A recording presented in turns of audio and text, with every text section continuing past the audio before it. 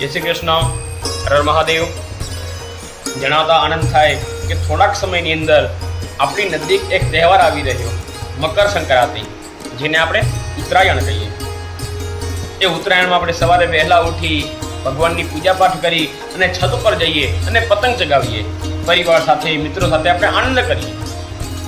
પણ આજ તમને હું એક મહત્વપૂર્ણ વાત કરીશ. એ આપણા આનંદ માટે બીજાનો આનંદ ન લેવો. બીજાનો આનંદ ન લેવાનો મતલબ કે આકાશમાં અબોલા જીવ એટલે પક્ષીઓ ઉડતા હોય,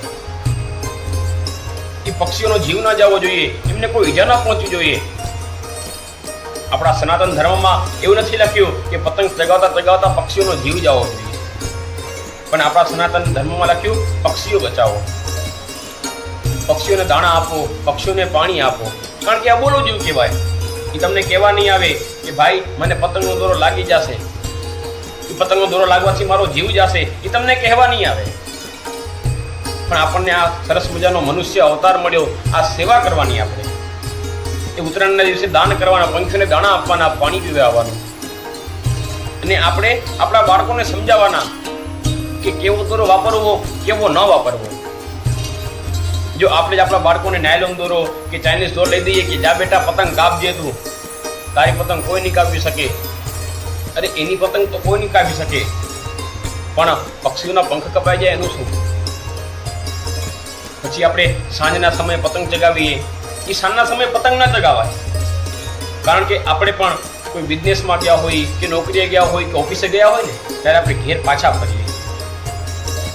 આપણે આપણા ઘેર પાછા ફરીએ એમ પણ સાંજના સમયે પક્ષીઓ તેમની માળા તરફ પાછા જાય. એમના પણ નાના નાના બાળકો હોય, એ પણ વાટ જોતા હોય, મારી માં આવશે, મારા માટે કંઈ ભોજન લાવશે.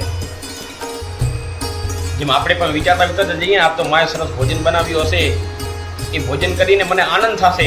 એમ પણ પક્ષીઓના બાળકો પણ તેમની વાટ જોતા હોય, તેમની રાહ જોતા હોય કે મારી માં આવશે અને મને કાંઈક ભોજન આપશે. જો આપણે આપણા બાળકોને પાકા દોરા લઈ જશું તો એનો કોઈ ઉદ્દેશ્ય નથી. એવું નથી કે ખાલી પક્ષીઓના જીવ જાય, આપણી આંગળીમાં પણ લાગે, કોઈના ગળામાં જો દોરો આવી જાય તો એનું ગળું પણ કપાઈ જાય, એ ગળામાં પણ ઈજા થાય, એ મનુષ્યને પણ ઈજા થાય. રખડતા ઢોરો હોય એને પણ ઈજા પહોંચે. એટલે આ વાતની ખાસ ધ્યાન રાખવી કે પાકો દોરો આપણે ન વાપરવો, નાયલોન દોરો, આ ચાઇનીઝ દોરો, આવા દોરો ન વાપરવા. આપણે આપણા બાળકોને શીખવવું, સનાતન ધર્મ બચાવવાનો. સનાતન ધર્મમાં એમ નથી લખ્યું કે પતંગ ચગાવી અને પક્ષીઓને ઈજા પહોંચાડવી, પણ પક્ષીઓને બચાવવા. છત ઉપર એ દિવસે દાણા રાખી, પાણી રાખવું કે જેથી કારણે પક્ષીઓ ખાઈ શકે અને પાણી પી શકે. બીજી મહત્વપૂર્ણ વાત, આપણે છતમાં પતંગ ચગાવતા હોઈએ, નાના બાળકો આપણી સાથે હોય, એમની પણ ખાસ ધ્યાન રાખવી. એ નાના બાળકો આનંદમાં ને આનંદમાં કંઈ બીજું ના થઈ જાય, કે પગ લસકી જાય, એ પડી જાય, એને લાગી જાય, એવું કામ આપણે નહીં કરવું. આનંદથી તહેવાર ઉજવવો, મિત્રો સાથે ફરવું, પરિવાર સાથે આનંદથી તહેવાર ઉજવવાનો. અને બીજી ખાસ કરીને એક વિનંતી તમને કહું કે પતંગની અંદર ભગવાનના રંગચિત્ર ન હોવા જોઈએ. એ ભગવાનના રંગચિત્રવાળી પતંગ ઉડે તો ખરી, પણ જો પતંગ કપાઈને આવે, નીચે આવે, એ રોડમાં પડે, એની ઉપર કોઈનો પગ આવે, એની ઉપર ગાડી હાલી જાય, શું થાય શું ન થાય આપણને ખબર ન હોય. એ પતંગ કપાઈને ક્યાં જાય આપણને ખબર ન હોય.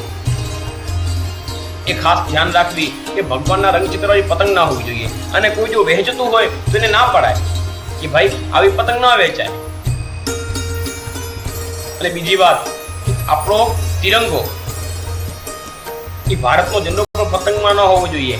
આપણે પતંગ લઈએ કેસરી સફેદ લીલાવાળી, એમાં ભારતનો તિરંગો હોય, પછી આપણે એમ કહીએ મારી પતંગ ક્યાંય ઉડે, મેરા ભારત મહાન. એવી પતંગ ચગાવવાથી ભારત મહાન ન થાય. એ પતંગ કપાઈને જો નીચે આવે, કોઈનો પગ આવે ને તો આપણા દેશનું અપમાન કહેવાય. એ દેશનું અપમાન કહેવાય. એટલે ભારતના ઝંડાવાળી પણ પતંગ ન હોવી જોઈએ. એ ખાસ બાબત ધ્યાન રાખવી.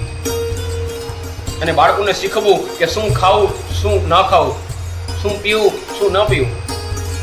આપણે કોઈ તહેવાર આવ્યો નથી એટલે વ્યસન કરવા જઈએ. આપણે ક્યાં ઉત્તરાયણ છે તો હાલો બારે મોજ-શોખ કરીએ. મોજ-શોખ કરો, પરિવાર સાથે આનંદ કરો, પણ શું ખાવું શું ન ખાવું એ વસ્તુને ધ્યાન રાખવી. શું ન પીવું, શું પીવું. આપણા સનાતન ધર્મમાં એવું બધું લખ્યું નથી આપણે કે ઉત્તરાયણમાં આ વસ્તુ કરવી. નાનથી પતંગ ચગાવો, પરિવાર સાથે આનંદ કરો. આપણે આપણા બાળકોને પ્રોત્સાહન કરવું જોઈએ કે બાળક આમ કરાય ને આમ ન કરાય, તો જ આપણો સનાતન ધર્મ ટકી રહેશે.